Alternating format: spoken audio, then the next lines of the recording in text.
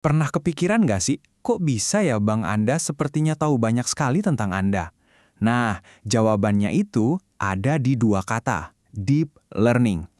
Kali ini, kita bakal bongkar bareng-bareng gimana caranya AI diem-diem mengubah dunia perbankan, dan pada akhirnya, ya, kehidupan finansial kita semua. Jadi gini, waktu Anda lagi santai setor cek cuma dari HP, atau tiba-tiba dapat notifikasi ada transaksi aneh, itu bukan sulap, bukan sihir. Di baliknya itu, ada AI super canggih yang lagi kerja buat Anda. Percaya atau enggak, teknologi ini tuh udah jadi bagian dari keseharian kita dalam urusan perbankan. Coba deh lupain sejenak soal spreadsheet yang isinya angka-angka doang. Bank sekarang itu melihat lebih jauh ke apa yang disebut data alternatif. Ini bisa berupa foto KTP yang Anda unggah, atau bahkan pola belanja Anda setiap bulan. Nah, data-data inilah yang jadi kunci baru bagi bank buat menilai risiko dan ngasih layanan yang lebih pas buat Anda. Oke, kita mulai dari yang paling kelihatan ya, gambar. Anda mungkin nggak sadar, tapi setiap foto yang Anda kirim ke bank, itu sebenarnya lagi dilihat dan dipelajari sama AI. Yuk kita lihat lebih dalam lagi. Kemampuan AI buat melihat dan mengartikan gambar ini benar-benar mengubah permainan. Mulai dari verifikasi KTP waktu Anda buka rekening baru, sampai menganalisis foto rumah buat pengajuan KPR. Semuanya jadi jauh lebih cepat dan, yang penting, lebih aman. Semuanya berkat AI visual ini. Nah, pertanyaannya, gimana caranya AI bisa melihat? Jawabannya ada di teknologi yang namanya CNN. Gampangnya, anggap aja CNN ini kayak otak digital yang emang dilatih khusus buat kenalin pola di dalam gambar. Mirip-mirip lah sama cara kita ngenalin muka teman di tengah keramaian. Coba kita bedah proses setor cek pakai AI. Pertama, Anda jepret fotonya.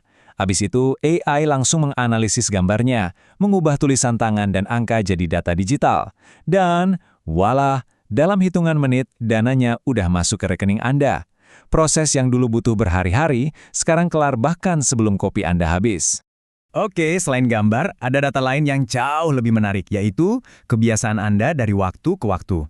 Nah, di sini AI nggak lagi cuma lihat foto sesaat, tapi seolah-olah nonton film tentang perjalanan finansial Anda.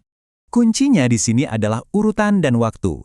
Kapan Anda terima gaji, kapan biasanya bayar tagihan, uangnya lari kemana aja, semua ini kan membentuk sebuah pola, sebuah cerita.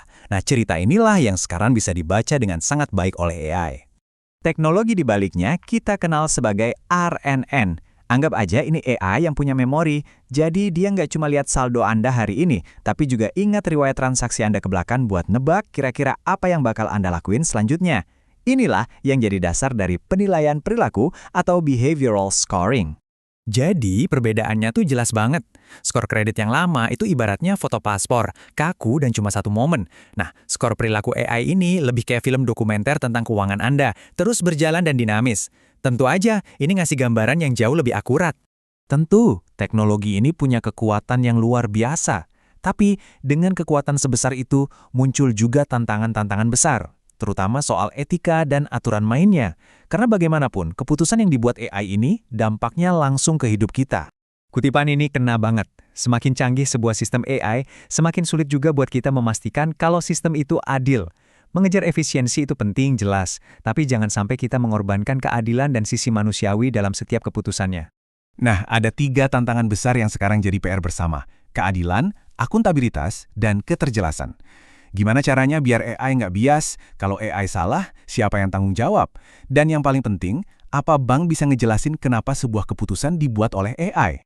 Ini dia inti masalahnya, yang sering disebut problem kotak hitam atau black box. Kalau bank sendiri aja nggak bisa sepenuhnya menjelaskan logika di balik keputusan AI-nya, gimana kita bisa percaya kalau keputusannya itu adil? Ini rintangan terbesar yang harus diatasi. Oke, jadi dengan semua ini, arahnya mau kemana?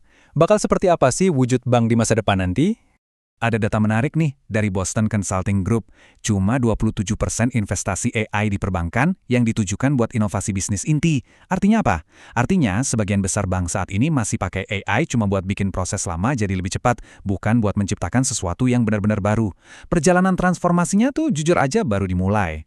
Pada akhirnya, tujuan besarnya adalah menciptakan bank yang nggak cuma cerdas, tapi juga aman dan adil. Kunci sukses di era AI ini ya ada di keseimbangan antara berani berinovasi dan tetap hati-hati dalam pengawasan. Jadi, pertanyaan terakhirnya kembali ke kita semua. Apakah AI ini akan kita arahkan untuk membuat dunia perbankan jadi lebih adil bagi semua orang, atau cuma jadi lebih efisien untuk bank itu sendiri? Jawaban dari pertanyaan inilah yang akan membentuk masa depan keuangan kita semua. Terima kasih sudah menyimak.